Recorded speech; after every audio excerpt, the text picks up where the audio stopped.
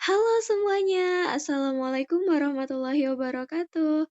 Jadi kali ini aku bakalan bahas satu pembahasan yang sebelumnya sudah aku sampaikan di pemaparan materi presentasiku sebelumnya, yaitu tentang persepsi. Nah, pertama-tama kita bakalan bahas apa sih persepsi itu.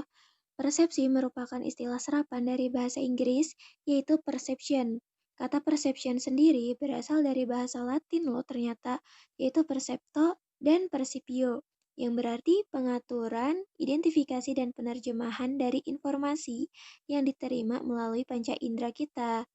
Apa sih maksudnya? Jadi maksudnya, apa yang panca indera kita dapatkan itu akan jadi informasi untuk kita. Dan kenapa sih kok bisa ada persepsi itu? Karena persepsi itu sendiri melibatkan sinyal dalam sistem syaraf kita. Nah, sinyal ini timbul sebagai akibat dari rangsangan fisik dan kimiawi terhadap panca indera kita. Persepsi sendiri dibagi menjadi dua proses. Proses pertama yaitu pemrosesan masukan atau rangsangan yang kita terima dari panca indera kita sendiri.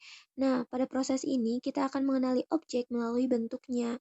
Dan proses yang kedua yaitu pemrosesan informasi. Nah, dalam pemrosesan ini, informasi akan dikelola dengan konsep dan ekspektasi. Pada hal ini, kita akan bergantung pada pengetahuan yang kita miliki sebelumnya. Pengetahuan kita tentang suatu objek dan informasi kita terhadap suatu objek itu akan lebih luas apabila kita telah mengenalinya terlebih dahulu. Jadi berdasarkan pengalaman kita. Persepsi sendiri muncul pada abad ke-19. Dalam psikologi, persepsi sudah mengalami berbagai macam kemajuan yang menggabungkan beragam teknik. Psikosikis merupakan suatu teknik yang menjabarkan mengenai hubungan antara kualitas fisik dari rangsangan indrawi dengan persepsi. Selanjutnya yaitu bentuk-bentuk persepsi.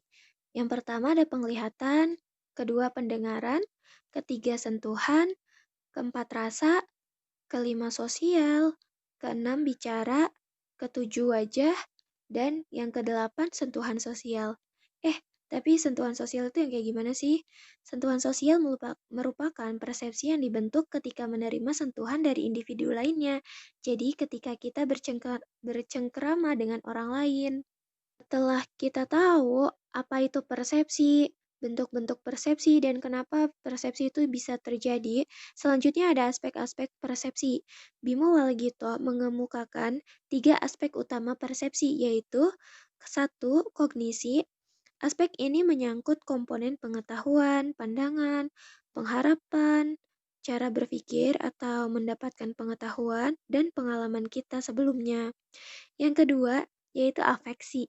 Apa sih afeksi ini? Aspek ini menyangkut komponen perasaan dan keadaan emosi individu terhadap objek tertentu. Yang terakhir itu yaitu psikomotor. Aspek ini menyangkut motivasi, sikap, perilaku, atau aktivitas individu. Dan yang terakhir itu faktor-faktor yang mempengaruhi persepsi. Karena persepsi tidak bisa berdiri sendiri, persepsi juga dipengaruhi oleh berbagai faktor yang ada di sekitarnya, di antaranya yaitu faktor fisiologis, perhatian, minat, kebutuhan yang searah, pengalaman dan ingatan, dan juga suasana hati. Oh iya, ada juga loh faktor eksternal.